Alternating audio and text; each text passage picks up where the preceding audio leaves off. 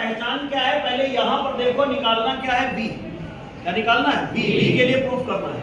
हमने जो आपको बेसिक बताया है कि सबसे पहले आप विस्थापन पढ़ते हो, विस्थापन के बाद क्या पढ़ते हो? वेग के बाद त्वरण, के बाद क्या पढ़ते हो? यही तो पढ़ते हो ना? Yes sir. वेग का फार्मूला भी तुमने पढ़ रखा है और एक का फार्मूला पढ़ रखा है dv/dt। पढ़ रखा है ना? Yes sir. डेरिवेशन को याद करने का सबसे अच्छा तरीका है कि आप ये देखिए कि निकालना क्या है, बी। क्या निकालना है? बी। जो निकालना है उसके आगे वाले के फार्मूले से स्टार्ट करेंगे। क्या करेंगे? जो निकालना है उसके आगे वाले फार्मूले से स्टार्ट करेंगे। क्या निकालना है? बी। स्टार्ट कहां से करोगे? ए से। जो भी निकालना होगा उसके आगे वाले शुरू करेंगे। इतनी बात क्लियर होगी? Yes, तो यहाँ पर लिखेंगे कि त्वरण का फार्मूला, त्वरण हम लोगों ने सीखा है A बराबर क्या होता है? dv/dt। बहुत ध्यान से देखिएगा, गौर से समझ में आएगा। ये त्वरण का फार्मूला dv/dt। कोई परेशानी? आइए क्रॉस मल्टीप्लाई अगर करते हैं, अगर हम दोनों का इसका मल्टीप्लाई करते हैं इधर की तरफ, तो बताओ क्या बन जाएगा? dv बराबर adt बन गया है। इतनी बात समझ में आ गई कि नहीं? Yes sir. कल वाली क्लास में आपने देखा था कि अगर dx लिखा है तो dx का मतलब छोटा सा है, डिफरेंशियल टर्म, छोटा सा dx। और अगर हमें इसे x बनाना है तो हम इसका इंटीग्रेशन करने पर x बन जाता है कि नहीं बनता? Yes sir. इंटीग्रेशन dx बराबर क्या होता है? x। तो सोचो जरा, ये dv लिखा है और हमें लाना क्या है? b। तो हमें क्या करना पड़ेगा? इसका इंटीग्रेशन करना पड़ेगा। मैथ कहती है जो काम इधर करेंगे वही काम उधर करेंगे। तो क्या करना पड़ेगा? दोनों तरफ इंटीग्रेशन करना पड़ेगा। तो एक लाइन लिखी जाएगी, इंटीग्रेशन ऑफ बोथ साइड। ये लिख दीजिए या ये हिंदी में लिख दीजिए, दोनों पक्षों का समाकलन कर दे।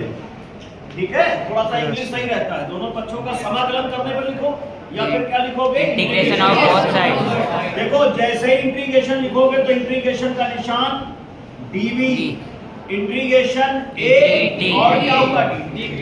यहाँ तक बात समझ में आ गई? Yes, अब मेन बात आ रही है लिमिट लगाना। लिमिट लगाना सीख गया तो फिर समझ लो पूरा खेल हो गया बढ़िया तरीके से। आओ यहाँ पर इंटीग्रेशन किसके रेस्पेक्ट में करना है? t के रेस्पेक्ट में। क्या लिखा है? dt लिखा है। किसके रेस्पेक्ट में? t के। अब यहाँ पर देखो फिगर में t जो है वो कहां से कहां चेंज हो रहा है? देखो 0। शुरुआत में टाइम कितना था? 0। और पहुंचा कहां तक? 30 सेकंड। समझ रहे हो? 0 से 30 सेकंड। तो जहां से चला है वो वाला समय कौन सा? 0।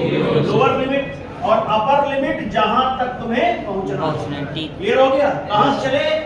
0 से। समय क्या था? 0। पहुंचे कहां पर? 30 सेकंड। जब समय हो गया t, तो t की लिमिट लगानी आ गई कि नहीं? Yes sir. तीनों डेरिवेशन में t की लिमिट 0 से t ही रहेगी, कोई डाउट नहीं। अब इधर आ जाओ, क्या लिखा है? dv। तो किसको लिखना है? वेग। वेग की लिमिट लिखनी है। और यहां से लगाना, जब बताओ समय कितना था? 0 है। जब समय 0 था तो वेग क्या था? 0। ये हुआ ना? Yes, तो जब समय 0 है तो वेग क्या है? U। जब समय t था तो वेग क्या था? v। जब समय t है तो वेग क्या है? v।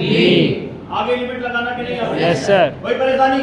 No sir. आइए जरा एक स्टेप और बढ़िया करते हैं। u v अच्छा रहता है कि एक साथ इंटीग्रेशन करें। ये बाहर है। ये a जो त्वरण है वो कांस्टेंट होता है। ये से बाहर हमारे है। 11th में जो सिलेबस है उसमें त्वरण जो है वो बदलेगा नहीं, वो नियत रहेगा। Yes, तो जब कांस्टेंट है तो आपने पढ़ा है कांस्टेंट को बाहर कर दिया जाता है। Yes sir. Yes sir. है ना?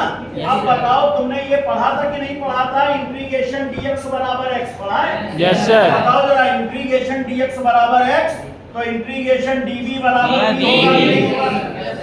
होगा dv बराबर? Yes sir. इसको ब्रैकेट में बंद कर लो, कल सिखाया था सब ये। Yes sir. जो ऊपर लिखा है इसको अपन यहाँ लिख लो, V। जो नीचे लिखा है उसको लोअर लिमिट। यहाँ पे आ जाइए। a तो ठीक, dx का x है तो dt का t होगा कि नहीं? Yes, yes sir. यहाँ पर ब्रैकेट लगाया, ऊपर वाला ऊपर और नीचे वाला नीचे। अब कल सिखाया था एक बार इसकी जगह पर ऊपर वाली वैल्यू रखेंगे, एक बार Yes, नीचे अपर वाली। लिमिट तो v रखा, माइनस करके लोअर वैल्यू रखेंगे, u रखा।